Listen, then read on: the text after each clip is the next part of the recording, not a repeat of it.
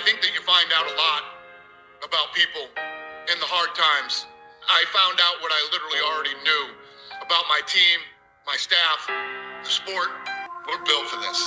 The battle's coming now. After a 2-month pause in the action, the mixed martial arts leader is back.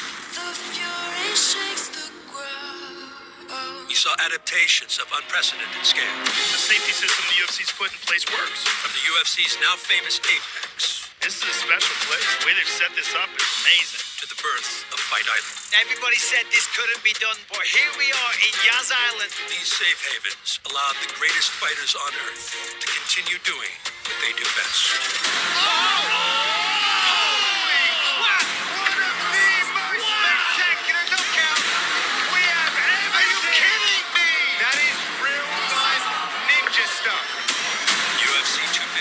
Will conclude this long and winding saga with a stacked card back home in Las Vegas. The headlining flyweight king Figueiredo gets it done by knockouts. Defends his belt on short notice against the UFC's first ever Mexican-born title challenger, Brandon Moreno. That head kick sits him down. Brandon Moreno. What a performance. Lightweight champ Tony Ferguson. The man is a complete fighter. He can finish you off his back, from the top. He can do everything. Battles Brazilian finisher Charles Oliveira in the co-main event.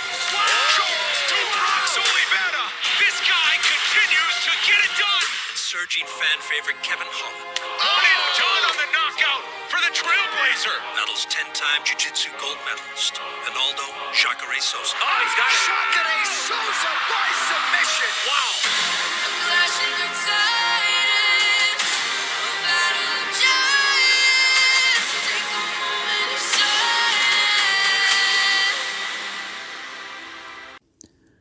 What's up, guys? This is going to be the full card breakdown for UFC 256, Figueiredo versus Moreno. It's coming up tonight, 8 o'clock start time for the prelims. So it looks like we're down to 10 fights on this card. I think the most recent one to fall off was Jing Liang and Dwight Grant. Aside from maybe, the late replacement with Sam Hughes, I think these are all really interesting matchups, and I'm looking forward to it. So let's get into the card. First fight of the night, we got Chase Hooper and Peter Barrett. So this is going to be the first dog play, just to get straight to the point. I'm not impressed by Chase Hooper. He has really good jiu-jitsu and a good ground game, so, he's always dangerous there. If Peter Barrett got put in a bad position on the ground, I definitely would be nervous if you're betting Barrett. But when you see the odds where they're at, you don't have to put that much down to get a unit or two back, right? So if I was going to set the line, I'd say it should be at about, at the most plus 140. And he's up at, I think, plus 240 or 250 now. So there's definitely value on Peter Barrett. Chase Hooper is, I think he has potential. He's still young. I think he's 22 or 23. Peter Barrett's getting up there. He's not at the point where I'd say he's old yet. 34, 35 is kind of getting to the line. But, I think his experience is definitely going to help him out in this one. I bet on Alex Caceres when he fought him. And I'm going to bet on Peter Barrett in this spot because Hooper is so one-dimensional. So I'm going to say Peter Barrett gets it done by TKO in the first or second round. Then we got Tisha Torres and Sam Hughes. I'm not going to spend much time on this one. Sam Hughes is a late replacement. She's a pretty tough girl, but Tisha Torres fought some high-level competition in the UFC. Looked really good in her last fight, and I have to go with her here. If you got her when the line dropped, I don't think it was a bad parlay option. But I do like Torres in that one. I'll say by decision. Then we got Billy Quarantillo and Gavin Tucker. So this is a good fight. Billy Quarantillo, he's been looking really good so far in the UFC. A couple times he's been rocked. I do think that, is a bit of an issue. I'm not writing Tucker off at all. I think he's got the potential to win the fight. It's a toss-up for me. I'm not interested in a bet on this one. I'm actually going to go with Tucker because of the odds, but I do think that Billy Quarantillo, if he uses his wrestling, he's definitely got that path to victory. I could see him pulling out a decision here, but I'm going to say Tucker by TKO in the second round. Then we got Renato Moicano and Rafael Fiziev, I think it is. So Fiziev's actually a trainer at Tiger Muay Thai. Some of the nastiest stand-up out there. He did that Matrix lean back duck. It was really impressive, but Renato Moicano, he's a tough guy. He's just kind of chinny. I'm not really convinced on his durability. So this is another one where I'm going to stay away from it. I'll be looking at live bets for these fights. I think that there's going to be a few good live betting opportunities. I'm going to say Moicano by decision, but it's a really close one. That's why, I say a lot of these fights on this card are really interesting matchups. Then we got Cub Swanson and Daniel Pineda. So this is a tough one because both of these guys, look pretty good in their last fights, or at least better than people expected them to look. Cub Swanson's been around for a long time. A lot of people wrote him off after his, I think it was a 3-fight losing streak. But he's always there to fight. He has some power in his hands, and I think he's going to be really hungry here. Pineda, though, he looked good in his last fight. Same deal with him. A lot of people writing him off, and he got it done against Herbert Burns. And he made it look easy, to be honest, against a really tough guy. So I'm going to be going with Pineda in this fight, but I'm not confident in that, to be honest. I'm going to say it's a decision, and I expect this to be fight of the night potential. Then we got Junior Dos Santos and Cyril Gane. So this is another one where at first, it looks like on paper, especially with him being such a big favorite, the Cyril Gane should be able to get it done. I mean, Junior Dos Santos, he's actually surprised me recently that he's taken a few big shots. I don't know how some of these guys look to rejuvenate their chin, or it looks like they've, rejuvenated or got more durable somehow over time. Especially the Tai Tuivasa fight. I mean, JDS was about to go out, but, he survived and got it done. There's been a lot of chinny moments for him. And I think Cyril Gane, if he had the game plan to go for it, he probably could get the TKO or the KO. I could see it going over the 1.5 in this one. Just because, Cyril Gane went to decision with Bozer. And even though Bozer is a really tough guy, he's been improving, looking really good. We saw in the fight against Arlovsky, he's not that upper echelon yet. And I think Junior Dos Santos is still kind of in that area. So I definitely could see this one possibly even going to decision. I'm going to lean towards Cyril Gane just because he's younger. He's going to be hungry for this win. And he has looked pretty good. But I still don't write off JDS, even though I do think he's chinny.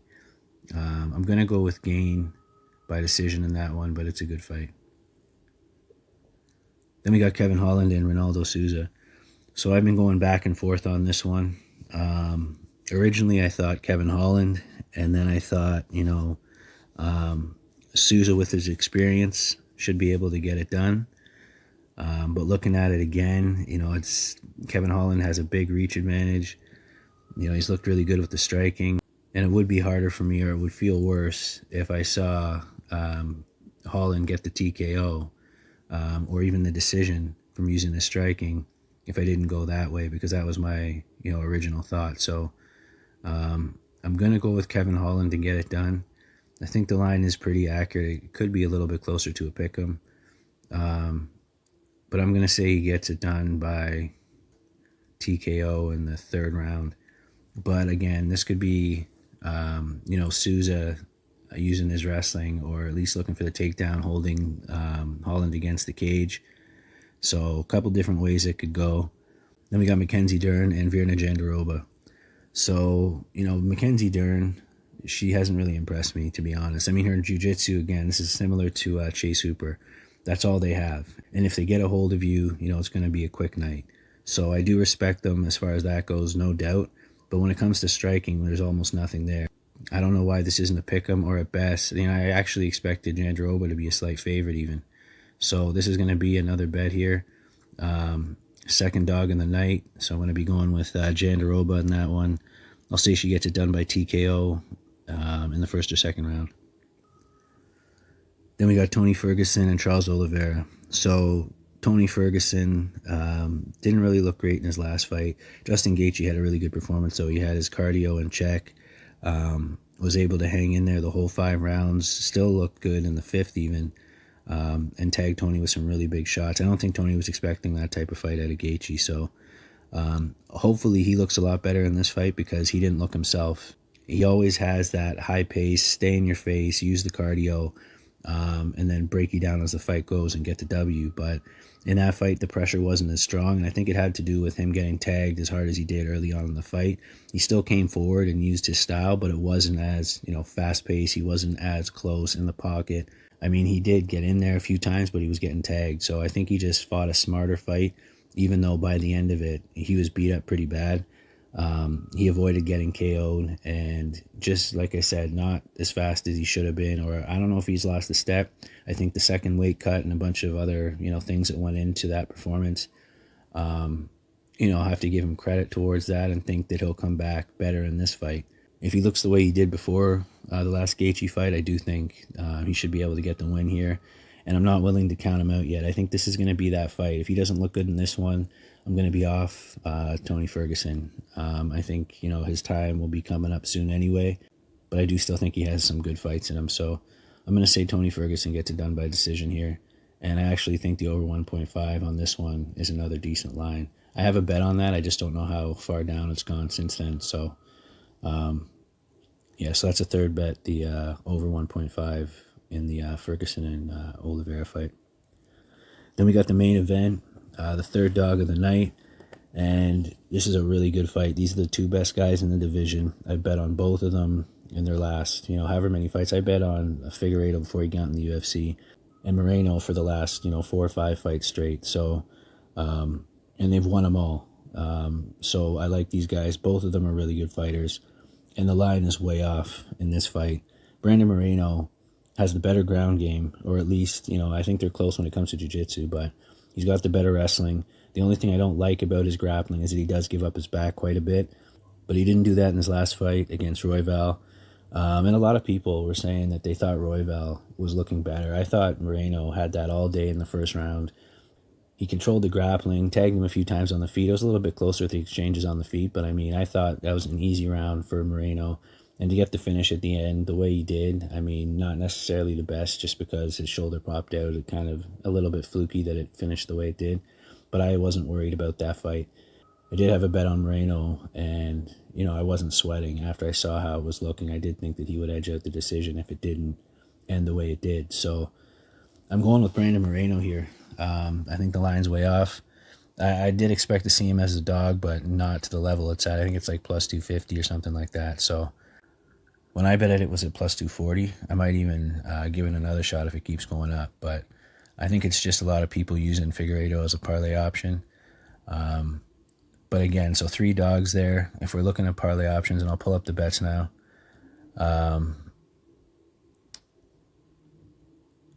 guess you could do Tony Ferguson and Charles Oliveira, the over 1.5, if you didn't want to do that one straight, and pair it up with Tisha Torres. That'll bump it up closer to even money. The main event inside the distance, and Swanson Pineda inside the distance. If the Swanson Pineda line is close to even money, I wouldn't even bother parlaying it. I would just go straight with that. But yeah, there's a couple over-unders that I like on this one, especially if we're looking at parlay options, like I said. And then the 3 dogs. So it's a dog-heavy card. Let me know who you guys have.